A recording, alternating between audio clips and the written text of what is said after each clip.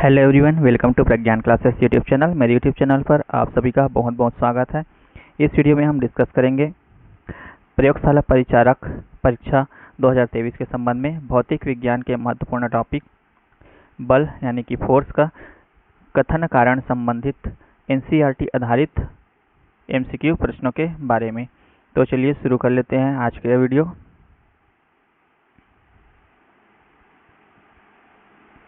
आज का जो पहला क्वेश्चन है,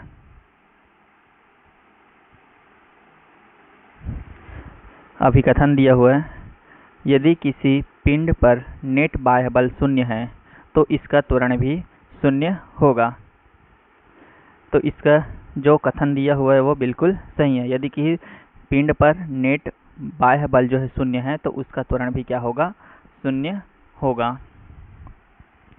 तर्क दिया हुआ है, कारण त्वरण बल पर निर्भर नहीं करता है। तो बिल्कुल सही है। जो बल होता है यानी कि त्वरण जो होता है बल पर निर्भर नहीं करता है, तो ये गलत कथन है। यानी कि ऑप्शन सी सत्य है, लेकिन जो कारण दिया हुआ है वह असत्य है। न्यूटन के द्वितीय नियम के अनुसार क्या कहता है, बल इज इक्वल टू, यानी कि बल F होता है इज इक्वल टू ma होता है। यानी कि बल बराबर त्वरण गुणित द्रव्यमान होता है। अर्थात इसका मतलब होता है कि यदि पिंड पर लगने वाला शुद्ध बाह्य बल शून्य है तो पिंड का त्वरण भी क्या होगा, शून्य होगा। यानी कि इस पर निर्भर नहीं करता है, निर्भर करता है। और यहाँ क्या लिखा हुआ है, नहीं करता है लिखा है। तो त्वरण जो है बल पर क्या करता है, निर्भर करता है। तो ये गलत कारण हो जाएगा। तो ऑप्शन सी इज करेक्ट हो जाएगा। अगला क्वेश्चन देखते हैं। सेकंड नंबर क्वेश्चन है, एक रॉकेट रैखिक संवेग संरक्षण के सिद्धांत पर कार्य करता है। बिल्कुल सही है। जो रॉकेट होता है वो रैखिक संवेग संरक्षण के सिद्धांत पर कार्य करता है। कारण दिया हुआ है, दो पिंडों वाले निकाय में जब एक पिंड के संवेग में परिवर्तन होता है। क्या कहा है, दो पिंड है, पिंड वाले निकाय है, उसमें जब एक पिंड के संवेग में परिवर्तन होता है तो दूसरे पिंड के संवेग में भी वही परिवर्तन होता है। तो दोनों जो दिया हुआ है कारण ये भी सही है, लेकिन विपरीत दिशा में। तो बिल्कुल सही कारण दिया हुआ है। यानी कि एक रॉकेट जो है रैखिक संवेग संरक्षण का सिद्धांत का कार्य कर रहा है। क्यों कर रहा है, क्योंकि दोनों पिंड वाले निकाय में एक पिंड के संवेग में परिवर्तन होता है तो दूसरे पिंड के संवेग में वही परिवर्तन होता है, लेकिन कैसा होता है, विपरीत दिशा में होता है। जैसे ही रॉकेट जो होता है उसमें ईंधन का दहन होता है तो उत्पन्न गैसें उच्च वेग से रॉकेट से क्या होती है, बाहर निकलती है और रॉकेट को उत्प्लावन प्रदान करती है। यदि हम मान लें कि ईंधन एक स्थिर दर से जल रहा है तो रॉकेट के संवेग परिवर्तन की दर स्थिर ही रहेगी। क्या रहेगी, स्थिर ही रहेगी। जैसे जैसे अधिक से अधिक ईंधन जलता जाएगा, द्रव्यमान का यानी कि रॉकेट का द्रव्यमान है क्या होगा, घटता जाता है और इससे रॉकेट का वेग अधिक से अधिक तेजी से बढ़ता है। तो ऑप्शन ए क्या हो जाएगा, करेक्ट हो जाएगा। अगला क्वेश्चन देखते हैं। थर्ड नंबर क्वेश्चन है, दो पिंडों के बीच तीव्र टक्कर धीमी टक्कर की तुलना में अधिक प्रबल होती है, भले ही प्रारंभिक और अंतिम वेग कैसा हो, समान हो।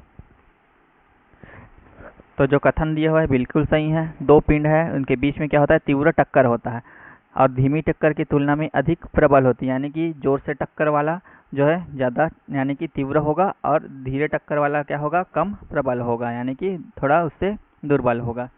तर्क दिया है, क्योंकि बल को निर्धारित करने वाली संवेग परिवर्तन की दर पहली स्थिति में क्या होती है, अधिक होती है। तो बिल्कुल सही दिया हुआ है और व्याख्या भी कर रहा है।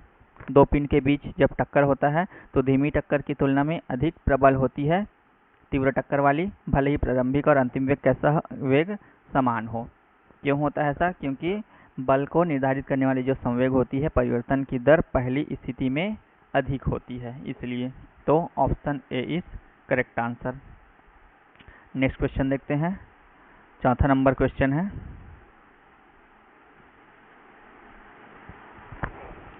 अभिकथन है, जब एक जुगनू किसी किसी बस से टकराता है तो दोनों एक ही बल लगाते हैं। तो बिल्कुल सत्य है, जब भी कोई डुगनी जो है बस से टकरा जाएगा तो क्या होगा, एक ही तरह से बल लगेगा।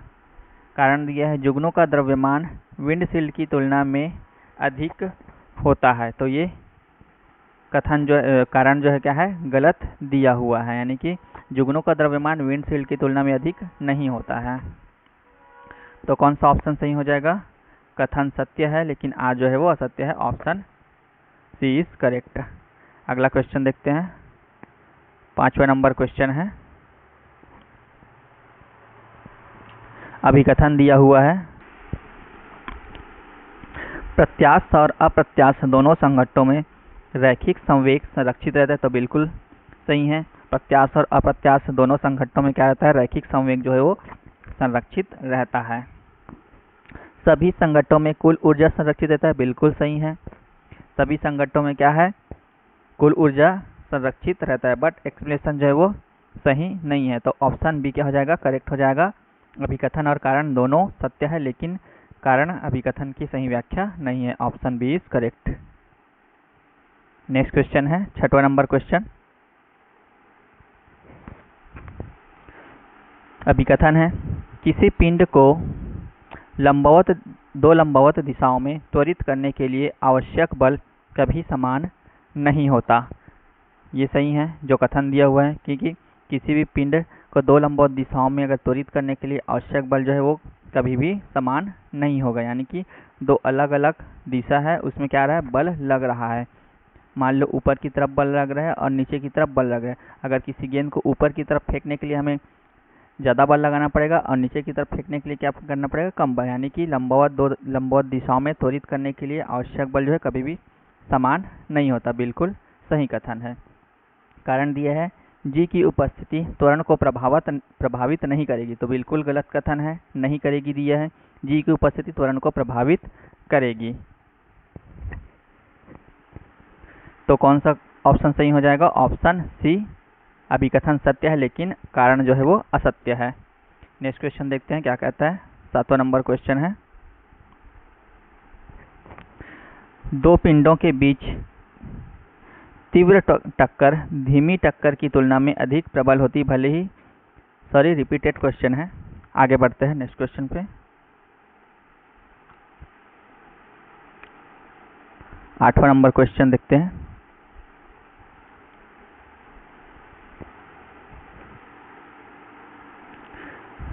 बर्फ पर चलते समय फिसलन से बचने के लिए छोटे कदम उठाने चाहिए। तो बिल्कुल सही है, यदि आप बर्फ पर चल रहे हैं तो आपको फिसलने से बचने के लिए क्या चाहिए, छोटे कदम उठाने चाहिए, कि धीरे धीरे चलना चाहिए। तो कथन जो है वो बिल्कुल सत्य है।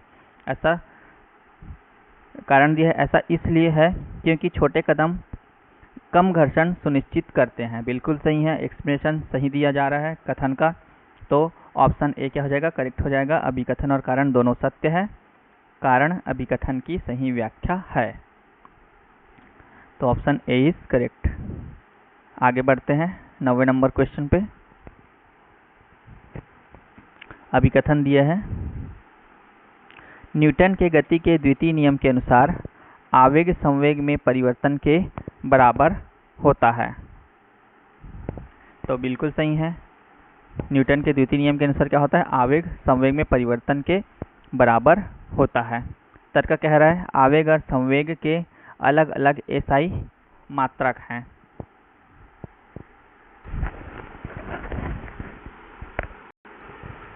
तो आवेग और संवेग के अलग अलग एसआई मात्रक होते हैं, ये भी बिल्कुल सही है। आवेग का जो एसआई मात्रक होता है वह न्यूटन सेकंड होता है, और जो आवेग का क्या होता है, न्यूटन सेकंड, और जो संवेग है उसका किलोग्राम मीटर प्रति सेकंड होता है। तो ये भी बिल्कुल सही है। तो इसकी व्याख्या जो है वो आवेग और संवेग का अलग अलग एसआई मात्रक होता है, ये जो है वो बिल्कुल गलत है, क्योंकि आवेग का जो होता है न्यूटन सेकंड होता है और जो संवेग है उसका किलोग्राम मीटर प्रति सेकंड। तो दोनों जो है एक ही इकाई होता है, यानी कि एक ही मात्रक होता है। तो अलग अलग नहीं होता है बल्कि एक ही होता है। तो ये वाला जो कथन है वो यानी कि कारण जो है वो गलत हो जाएगा। तो ऑप्शन जो यानी कि जो अभिकथन दिया है क्या है, सत्य है, अभिकथन सत्य है और जो कारण दिया है वो असत्य है। तो ऑप्शन सी क्या हो जाएगा, करेक्ट हो जाएगा। याद रखेंगे जो आवेग है यानी कि आवेग का जो मात्रक है, एसआई मात्रक, वो न्यूटन सेकंड होता है और संवेग के लिए हम क्या प्रदर्शित करते हैं, किलोग्राम मीटर प्रति सेकंड हम प्रदर्शित करते हैं, लेकिन दोनों ही क्या है, एक ही है। यानी कि न्यूटन का दूसरा नियम अपने आवेग संवेग रूप में क्या बताता है, किसी वस्तु पर कार्य करने वाले बल का आवेग वस्तु के संवेग में परिवर्तन के बराबर होता है, यह बताता है। आगे बढ़ते हैं 10वें नंबर क्वेश्चन पे। अभिकथन है, न्यूटन का तीसरा नियम सभी प्रकार के बलों पर लागू होता है, जैसे गुरुत्वाकर्षण, विद्युत या चुंबकीय बल आदि। तो बिल्कुल सही दिया हुआ है। न्यूटन का तृतीय नियम के अनुसार कहता है सभी प्रकार के बलों पर लागू होता है, जैसे गुरुत्वाकर्षण हो गया, विद्युत या चुंबकीय बल हो गया। कारण दिया है, न्यूटन का गति का तीसरा नियम केवल तभी लागू होता है जब पिंड में गति हो। तो बिल्कुल गलत दिया हुआ है। न्यूटन का जो तीसरा नियम होता है केवल तभी लागू होता है जब पिंड गति में हो, ऐसा बिल्कुल भी नहीं है। गति के तृतीय नियम के अनुसार जो कहता है दो पिंड के बीच पारस्परिक क्रिया से एक ही बल का उत्पन्न होना असंभव है, चाहे वे गतिमान हो या फिर स्थिर हो। जबकि जो न्यूटन का तृतीय नियम होता है क्या कहता है, सभी प्रकार की बलों पर ये लागू होता है। इसमें क्या बोला गया है, जब पिंड गति पर हो तभी लागू होगा, तो ऐसा बिल्कुल भी नहीं है। जो न्यूटन का जो तीसरा नियम है क्या होगा, सभी प्रकार के बलों पर लागू होगा, चाहे गति में हो या फिर ना हो। तो कौन सा सही हो जाएगा, अभिकथन जो है वो सत्य है लेकिन कारण जो है क्या है, असत्य है। तो ऑप्शन सी इज करेक्ट। आगे बढ़ते हैं नेक्स्ट क्वेश्चन पे। 11 नंबर क्वेश्चन है। अभिकथन दिया है, जब कोई पिंड अपनी दिशा उलट देता है तो वह क्षण भर के लिए विरामावस्था में होता है। तो बिल्कुल सही है। जब कोई पिंड जो है अपनी दिशा उलट देता है तो वह क्षण भर के लिए क्या होता है, विरामावस्था में आ जाता है। मान लो कि कोई गेंद है, पृथ्वी सतह से हम क्या फेंक रहे हैं, ऊपर की तरफ उछाल रहे हैं, और जैसे ही वह किसी उच्चतम बिंदु पर पहुंचेगी तो वह जैसे ही वापस आने वाली रहेगी उसके जस्ट पहले क्या होगा, विरामावस्था में रहेगी। उसके बाद क्या होगी, वह वस्तु जो है वो यानी कि जो गेंद है वो नीचे की ओर आएगी। यानी कि जब भी कोई पिंड है अपनी दिशा उलट देता है तो वह क्षण भर के लिए क्या होता है, विरामावस्था में आ जाता है। तो बिल्कुल सत्य है। कारण देखते हैं, यदि किसी दिए गए समय पर पिंड का वेग 0 है तो उसमें त्वरण नहीं हो सकता। तो ये जो कारण दिया है वो गलत दिया है। यदि किसी दिए गए समय पर पिंड का वेग अगर 0 है तो त्वरण जो है वो नहीं हो सकता, ऐसा नहीं है, बिल्कुल उसमें त्वरण होगा। तो कौन सा ऑप्शन सी हो जाएगा, कथन सत्य है लेकिन कारण जो है वो असत्य है। Option C is correct. आगे बढ़ते हैं नेक्स्ट क्वेश्चन पे। 12 नंबर क्वेश्चन है,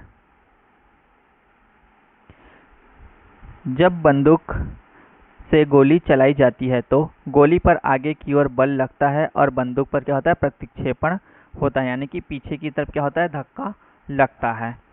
तो बिल्कुल सही कथन दिया हुआ है। जब भी गोली चलाई जाती है तो आगे की ओर बल लगता है गोली का, और जो बंदूक है वो पीछे की ओर क्या होती है, प्रक्षेपित होती है। कारण दिया है, प्रत्येक क्रिया की समान और विपरीत प्रतिक्रिया होती है, ये भी बिल्कुल सही है। यानी कि इसका एक्सप्लेनेशन जो है वो सही दिया जा रहा है।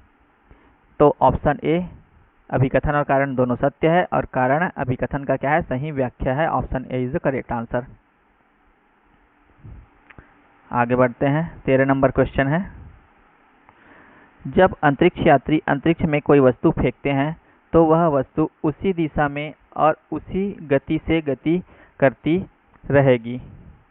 तो क्या ये जो कथन है सही दिया हुआ है, तो बिल्कुल सही दिया हुआ है। जब भी कोई अंतरिक्ष यात्री जो है अंतरिक्ष में कोई वस्तु को फेंक देता है, जब वह वस्तु उसी दिशा में और उसी गति से क्या करने लगेगी, गति करती रहेगी। जिस दिशा में वह अंतरिक्ष यात्री जो है जा रहा है, यानी कि अंतरिक्ष यान जो है जिस दिशा में जा रहा है उसी दिशा में ही वस्तु भी चली जाएगी। कारण दिया है किसी वस्तु पर लगाए गए शुद्ध बल द्वारा उत्पन्न त्वरण बल के परिमाण के प्रत्यक्षतः संबंधित होता है और वस्तु के द्रव्यमान के व्युत्क्रमानुपाती होता है। तो बिल्कुल सही दिया है कारण भी कि कोई भी वस्तु है उस पर लगाया गया जो बल है शुद्ध बल द्वारा उत्पन्न जो त्वरण होता है बल के परिमाण के क्या से संबंधित होता है और वस्तु के द्रव्यमान के क्या होता है व्युत्क्रमानुपाती होता है। लेकिन इसका जो एक्सप्लेनेशन है वो सही नहीं दिया गया है, दो चीज़ जो है अलग अलग बताया गया है। इसमें अलग कथन बताया और कारण जो है किसी और का बताया गया है। तो ऑप्शन बी क्या हो जाएगा, करेक्ट हो जाएगा। दोनों सत्य है लेकिन कारण अभिकथन की सही व्याख्या नहीं है। आगे बढ़ते हैं 14 नंबर क्वेश्चन पे। सॉरी मिस्टेक हो गया, 14 नंबर है ये।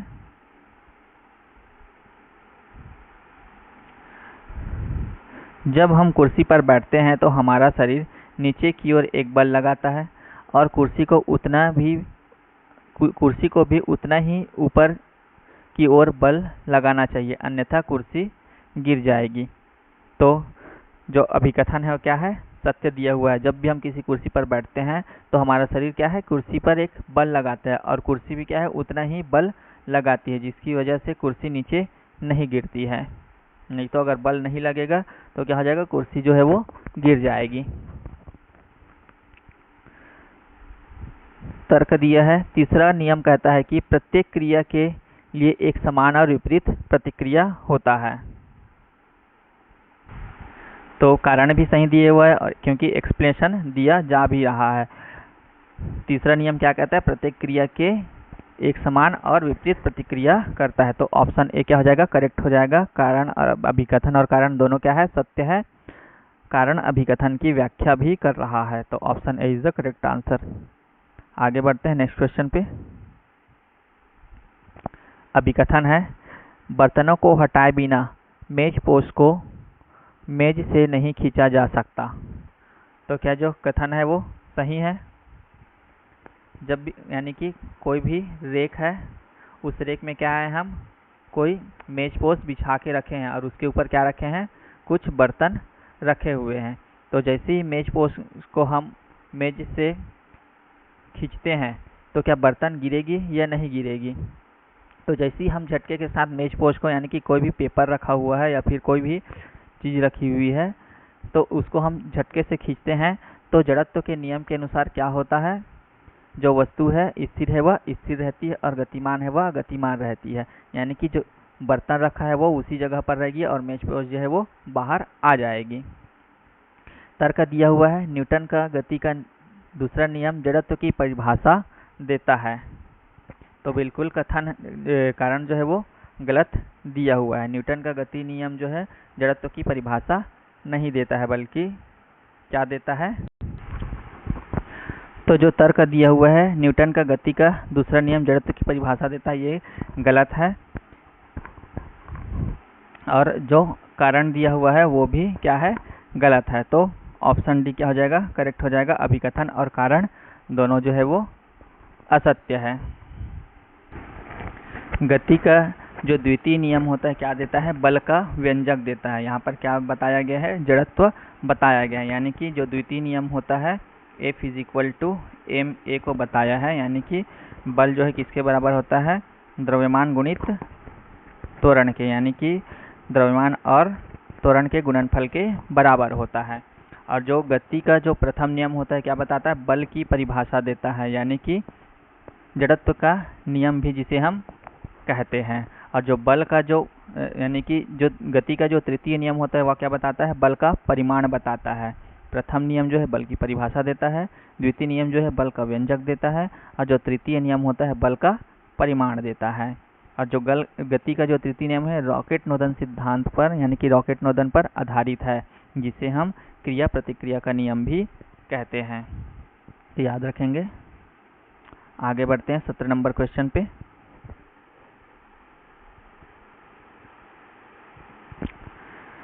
जमीन द्वारा आदमी पर लगाया गया बल उसे आगे की ओर ले जाता है। तो बिल्कुल सत्य है। जब भी हम ज़मीन पर चलते हैं तो क्या लगता है, एक बल लगता है, यानी कि घर्षण बल लगता है, जिसकी वजह से हम आगे बढ़ पाते हैं। तो कथन जो है वो सही है। यह क्या है, प्रतिक्रियात्मक बल है। तो ये भी सही है, एक प्रतिक्रियात्मक बल है, यानी कि प्रतिक्रिया दे रहा है।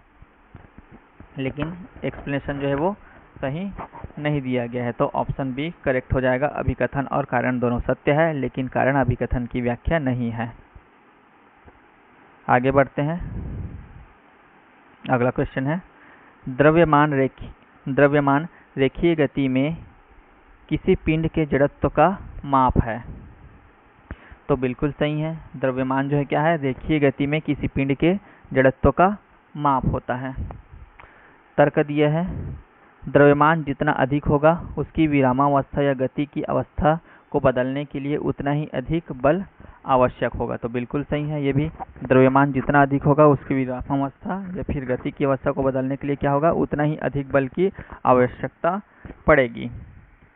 और इसका एक्सप्लेनेशन जो है वो सही दिया जा रहा है, क्योंकि न्यूटन के गति नियम के अनुसार क्या होता है, F इज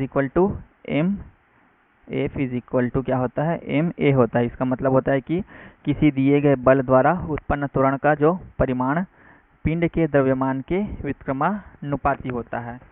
पिंड का द्रव्यमान जितना अधिक होगा उत्पन्न त्वरण उतना ही कम होगा।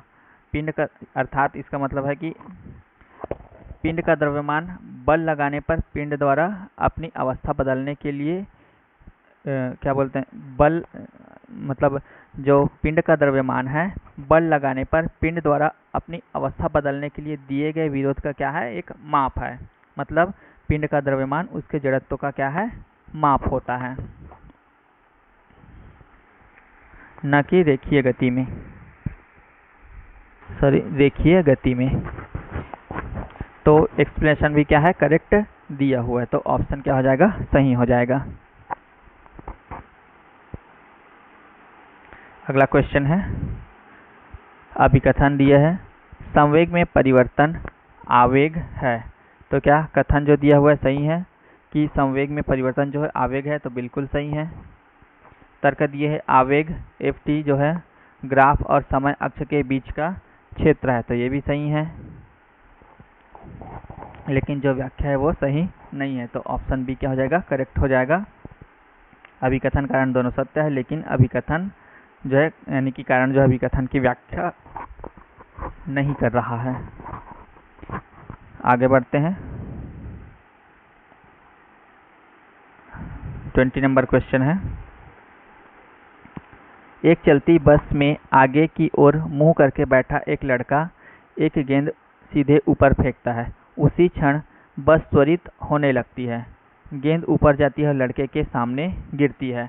तो क्या जो कथन दिया हुआ है वो सत्य है। कारण दिया है, जैसे जैसे गेंद ऊपर उठती है वेग स्थिर रहता है। तो कौन सा ऑप्शन सही हो जाएगा,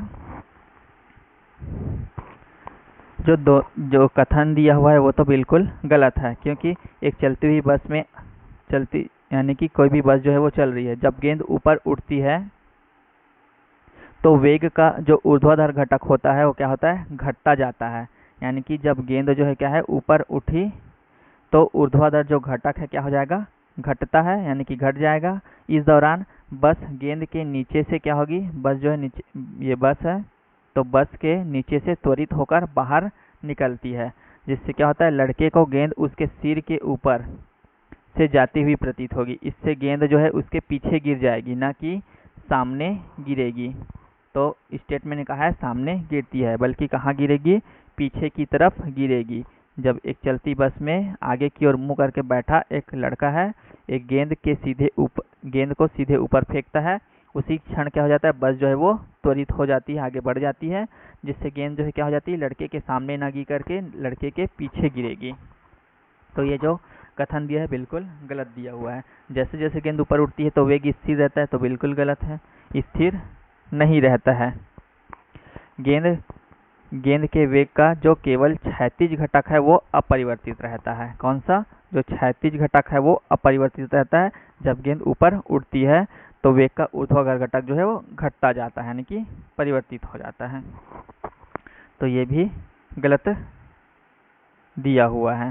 तो दोनों अभिकथन और जो कारण है वो असत्य है। Option D is the correct answer. तो आज की वीडियो में बस इतना ही। मिलते हैं नेक्स्ट वीडियो में। यदि आपका वीडियो पसंद आए तो लाइक, शेयर एंड सब्सक्राइब जरूर करें। यदि आप वीडियो का PDF प्राप्त करना चाहते हैं तो हमारे टेलीग्राम ग्रुप पर ज्वाइन कर सकते हैं। टेलीग्राम ग्रुप का जो लिंक है डिस्क्रिप्शन बॉक्स में दे दिए गए हैं।